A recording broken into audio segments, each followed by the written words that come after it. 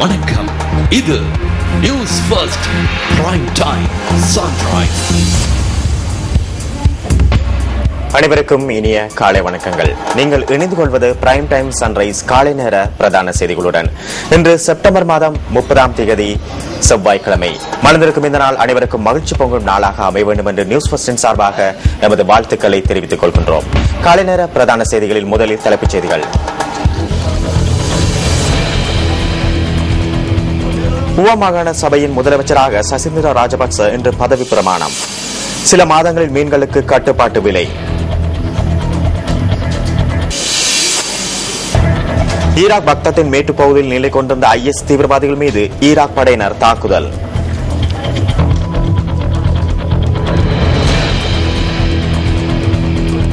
காலை நேர பிரதான செய்திகளில் முதலில் நமது அவதானம் உள்நாட்டுச் செய்திகளுக்கு.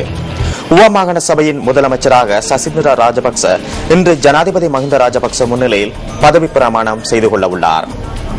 முதலமைச்சர், மாகாண சபையின் ஏனைய அமைச்சர்கள், ஐக்கிய மக்கள் சுதந்திர கூட்டமைப்பின் புதிய அமைச்சர்கள் இவ்வாறு பதவி பிரமாணம் செய்து கொள்ள உள்ளதாக ஊவா மாகாண ஆளுநர் நந்தமித்ர குறிப்பிட்டார்.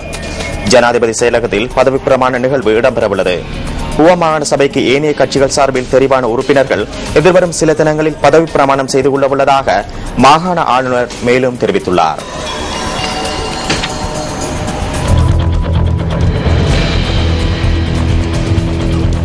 எதிர்வரும் சில மாதங்களில் மீன்களுக்கு கட்டுப்பாட்டு விலை நிர்ணயிப்பதற்கு எதிர்பார்த்துள்ளதாக கடற்றொழில் அமைச்சர் ராஜித்த சேனாரத்ன தெரிவிக்கின்றார். இதற்காக 14 மீன் வகைகள் அறிமுகப்படுத்தப்பட்டுள்ளதாக அமைச்சர் குறிப்பிட்டார். கட்டுப்பாட்டு விலையை நிர்ணயிப்பதற்கு தேவையான விலைப்பட்டியல் தற்போது தயார் செய்யப்படுவதாக அவர் கூறினார்.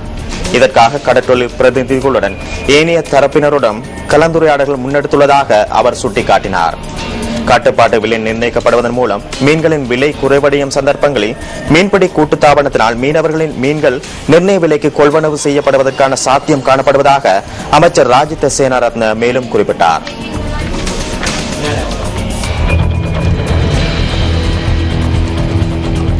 மட்டக்களப்பு மத்திய சிறைச்சாலையில் இரு குழுக்களுக்கு இடையே இடம்பெற்ற மோதலில் கைதிகள் 3 காயமடைந்துள்ளனர்.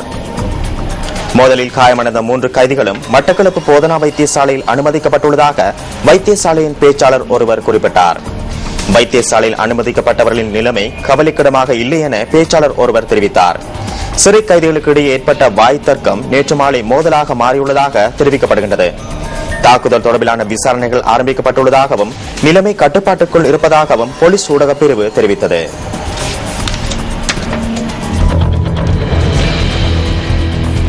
ஹட்டன் பகுதியில் நேற்று ஏற்பட்ட மின்னல் தாக்கத்தினால் 10க்கும் மேற்பட்ட வீடுகளில் உள்ள மின் உபகரணங்கள் சேதமடைந்துள்ளன. அம்பகமுவை பிரதேச சபைக்குட்பட்ட ருவன்புர கிராமத்தில் மின்னல் தாக்கியதில் 10க்கும் மேற்பட்ட வீடுகளில் உள்ள மின் உபகரணங்கள் சேதமடைந்துள்ளன.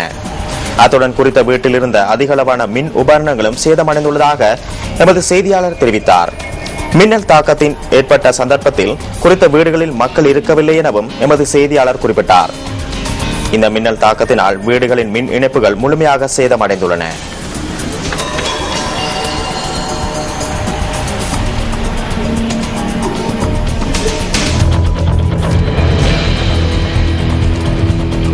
மட்டக்களப்பு மாவட்டத்தில் வறட்சி நிலவும் பகுதிகளுக்கு குடிநீர் விநியோகிப்பதற்கு பவுசர்களும் உளவு இயந்திரங்களும் ஏறாவூர் பிரதேச சபைக்கு நேற்று வழங்கப்பட்டன. மட்டக்களப்பு மாவட்டத்தில் வறட்சி நிலவும் பகுதிகளுக்கு குடிநீர் விநியோகிப்பதற்காக 8 பவுசர்களும் 1 தொகுதி உளவு இயந்திரங்களும் இவ்வாறு வழங்கி வைக்கப்பட்டுள்ளன. மாவட்ட செயலகத்தினால் அனர்த்த முகாமைத்துவ அமைச்சனும் விடுக்கப்பட்ட வேண்டுகோளுக்கு அமைவாக இவை வழங்கப்பட்டுள்ளன. மட்டக்களப்பு மாவட்ட அரசாங்க அதிபரால் ஏறாவூர் பிரதேச சபைக்கு இவை வழங்கி வைக்கப்பட்டன. புரைத்தீவு பெற்ற பிரதேச சபை, மண்முனை தென்மேற்கு, மண்முனை மேற்கு ஆகிய பிரதேச சபைகளுக்கும் இதற்கு முன்னர் இவ்வாறு பவுசர்கள் வழங்கி வைக்கப்பட்டமை குறிப்பிடத்தக்கது.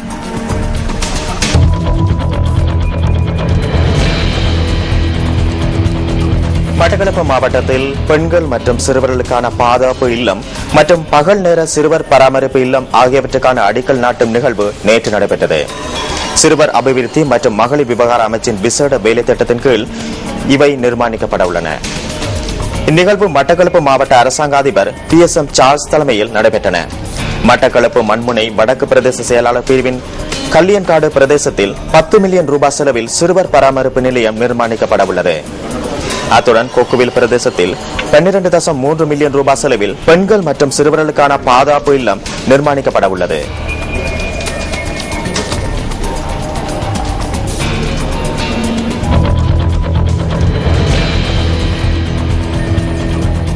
புத்தளம் மாவட்டத்தின் முந்தல் பிரதேச செயலத்துக்குட்பட்ட உபைதான் வீடமைப்பு திட்டத்தின் மின்சார வசதி வழங்கப்படாமை குறித்து நாம் அண்மையில் சுட்டிக்காட்டியிருந்தோம். தற்போது அந்த பகுதிக்கான மின்சார வசதி உரிய அதிகாரிகளால் வழங்கப்பட்டுள்ளது. புத்தளம் மாவட்டத்தின் முந்தல் பிரதேச செயலகத்திற்குட்பட்ட கொத்தாந்தேவு கிராம சபகர் பிரிவில் உள்ள உபைதான் வீடமைப்பு திட்டத்திற்கான மின்சார வசதியின்றி மக்கள் பெரும் சிரமங்களை எதிர்நோக்கினர். இந்த மக்கள் எதிர்நோக்கும் பிரச்சினை தொடர்பில் நியூஸ் ஃபர்ஸ்ட் அண்மையில் சுட்டிக்காட்டியது. இதனையடுத்து இக்கிராமத்தில் உள்ள 30 வீடுகளுக்கான மின்சார வசதி தற்போது ஏற்படுத்தி கொடுக்கப்பட்டுள்ளது. இதனை சுட்டிக்காட்டிய நியூஸ் ஃபர்ஸ்டுக்கும் மின்சார வசதியை ஏற்படுத்தி கொடுத்த அதிகாரிகளுக்கும் மக்கள் நன்றிகளை தெரிவிக்கின்றனர். பல காலங்களாக மின்சார வசதிகள் இல்லாமல் இருந்துச்சு.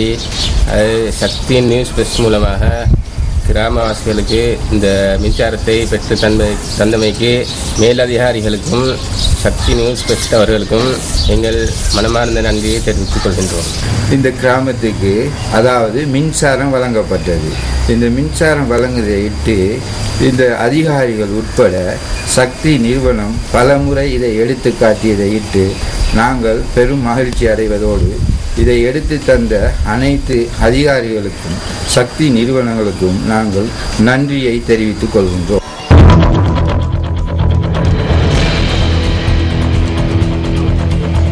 தமிழர்களின் விளையாட்டுகள் என மார்த்தட்டி சொல்லும் விளையாட்டுகள் மருகி வரும் நிலையில் சில விளையாட்டுகள் இன்னமும் வரலாறு சொல்லுகின்றமை பெருமைக்குரியதே. தமிழர்களின் பாரம்பரிய விளையாட்டுகளில் ஒன்றான தாச்சி மறித்தல் கிளிநொச்சி மாவட்டத்தில் தற்போதும் விளையாடப்பட்டு வருகின்றது. கிளிநொச்சி மாவட்டத்தில் தாச்சி மறித்தல் போட்டியாக நடைபெற்றமை நமது கேமராவில் பதிவாகியுள்ளது. தமிழர்களின் வீரம், திறமை போன்றவற்றை முன்னோர்கள் காலமாக விளையாட்டுகள் மூலமாக வெளிப்படுத்தி வந்தார்கள். தாச்சி மறித்தல் விளையாட்டு காலபோட்டத்தில் கிளித்தட்டு என அழைக்கப்பட்டது. கிளிநொச்சி பகுதி மக்கள் தமது பாரம்பரிய விளையாட்டுகளை விளையாட்டு கழகங்களினூடாக தற்போது செயற்படுத்தி வருகின்றனர்.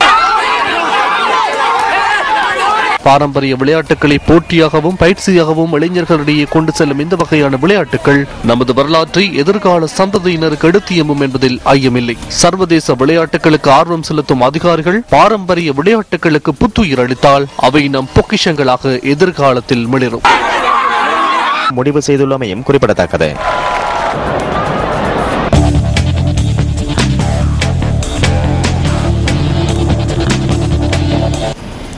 மேற்கிந்திய தீவுகளின் நட்சத்திர சுழல் பந்து வீச்சாளர் சுனில் நரேனின் பந்துவீச்சு முறை தொடர்பில் சந்தேகம் வெளியிடப்பட்டுள்ளதாக சர்வதேச ஊடகங்கள் தெரிவிக்கின்றன. சாம்பியன்ஸ் லீக் தொடரில் கொல்கத்தா நைட் ரைடர்ஸ் சார்பில் விளையாடும் நரேன் நேற்று டால்பின்ஸ் அணிக்கு எதிரான போட்டியில் வீசிய பந்துவீச்சு குறித்து நடுவர்களால் சந்தேகம் வெளியிடப்பட்டுள்ளது. நேற்றைய போட்டியில் கள நடுவர்களாக பணியாற்றிய அனில் சௌத்ரி, சம்சுதீன் மற்றும் போட்டி நடுவரான குமார் தர்மசேன ஆகியோரை நரேனின் பந்துவீச்சில் சந்தேகம் உள்ளதாக தெரிவித்துள்ளனர். இருப்பினும் இந்திய கிரிக்கெட் சபையிடம் தனது பந்துவீச்சு முறை தொடர்பில் சுரேன் நரேனுக்கு அறிக்கை ஒன்றை கோரக்கூடிய சந்தர்ப்பம் உள்ளது. எவ்வாறாயினும் சாம்பியன்ஸ் லீக் தொடரில் தொடர்ந்தும் சுனில் நரேனுக்கு பந்து வீச முடியும் என்பது குறிப்பிடத்தக்கது. சாம்பியன்ஸ் லீக் தொடரில் முகமது ஹபீஸ், அத்மன் ரசூல் மற்றும் பிரணாலயன் சுப்ரான் ஆகியோரின் பந்துவீச்சு முறைமை குறித்து ஏற்கனவே சந்தேகம் வெளியிடப்பட்டுள்ளமை குறிப்பிடத்தக்கது.